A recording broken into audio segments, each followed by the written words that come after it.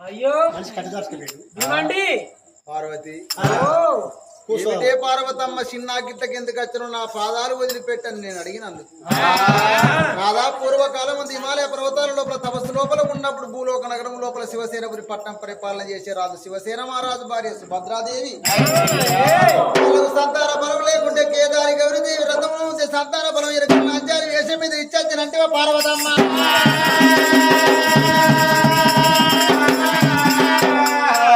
పార్వతమ్మ ఇచ్చటోడు ఈశ్వరుడు రాత రాసేది బ్రహ్మదేవుడు చచ్చిపోయినాడు తీసుకుపోయేది యమధర్మరాజు అంటారు నేను లేకముందు సంతాన బలం ఇచ్చుడే ఒక తప్పు చేసినవంటే బామా మళ్ళా రెండో తప్పు మాట్లాడుతున్నావు నేను ఇచ్చిన సంతాన బలం సత్యవంతులు సత్య హరిశ్చంద్ర మహారాజు కన్నా గొప్ప దాతలు నలుడు నల చక్రవర్తి కన్నా గొప్ప దాతలన్నవే